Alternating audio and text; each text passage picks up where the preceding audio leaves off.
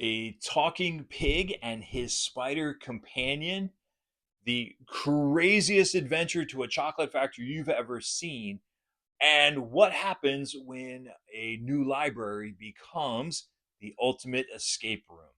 These are some of the books that I think you need to have in your classroom library.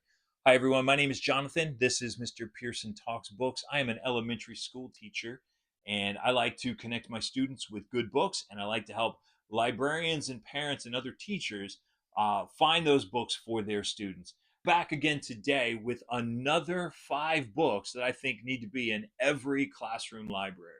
First up is Charlotte's Web by E.B. White. This is a classic book. It's about a talking pig and his spider companion and all of the other crazy animals that live on this farm. Wilbur was a runt when he was born, and he is saved by Fern, a little girl, and so he goes to live on her uncle's farm, and only to find out that one day soon he's going to be turned into food.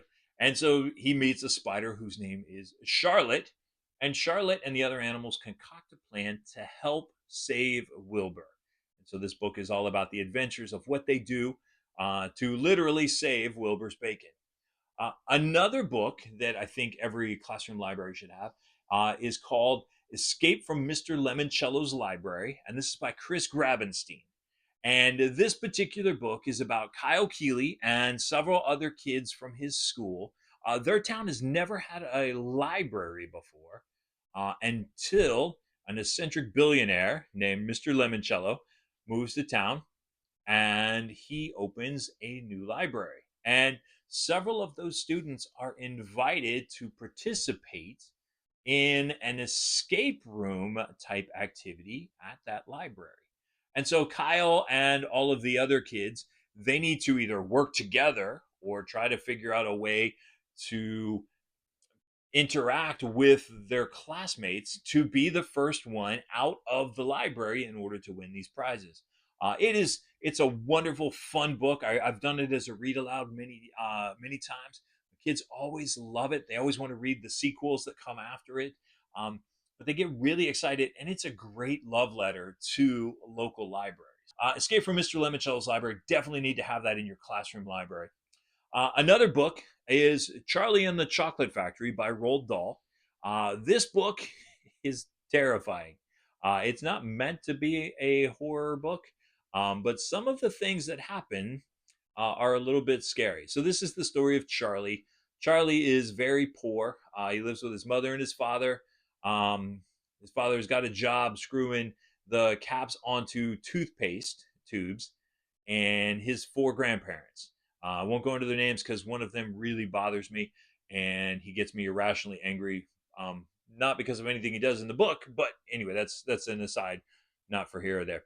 But Charlie wins a contest, and so he gets to go to the chocolate factory of Mr. Willy Wonka, this elusive candy genius that nobody's seen for many years, until suddenly one day he invites all of these children to come take a tour of the factory.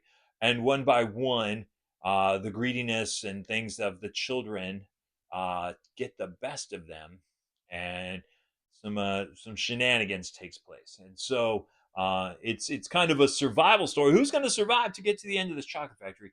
Kids absolutely love this book. It's a lot of fun to read. Like I said, it's a little scary at times. I mentioned in another video that Roald Dahl has a bit of a salty streak to him. Um, but this one definitely needs to be in your library.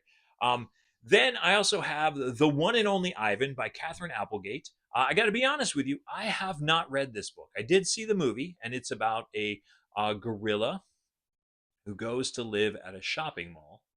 And my wife recommended it. She says it's a great book. The kids at my school, they're always checking it out from the library. There's several sequels that come along with it. So I would definitely include that one as well. And then Slugfest by Gordon Corman. Now this one was a tough one to pick because Gordon Corman books are just fantastic. They're amazing. Most of his stories take place in school settings. There's usually several friend groups or several kids who Don't know how they should be interconnecting with each other, but by the end, they've created this new friend group. Slugfest is about a boy who was playing football and come to find out because of a school board change that he has to take PE during the summer and that he might not be able to be on the football team. And then he interacts with several other students who, for various reasons, are also taking um, PE during the summer, and what happens when they come together and become friends.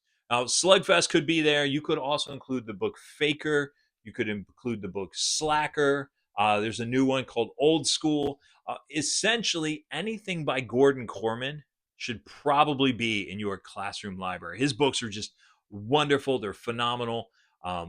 You can't read them without shedding a tear at some point. There's always just a wonderful, heartwarming story that goes along with it. So those are the 5 books: The One and Only Ivan, Catherine Applegate; Charlotte's Web by E.B. White; Escape from Mr. Lemoncello's Library by Chris Gravenstein; Charlie and the Chocolate Factory by Roald Dahl; and Slugfest or Anything by Gordon Corman are books that I would definitely include in your classroom library. These are not the only books that you should have in your classroom library, but these are ones that I would make sure that you do have in there. But what are some other books that you would recommend? What are some other books that the kids in your classroom absolutely love to read and you think should be in any elementary school classroom's library? Leave those down in the comments. Um, I will leave a link to all of these books in the description. So if you want to purchase any of them, it'll take you to Amazon where you can do that. When you click on those links, I get a little bit of a commission. There's no extra charge to you. And again, my name is Jonathan, and we will see you in the next video.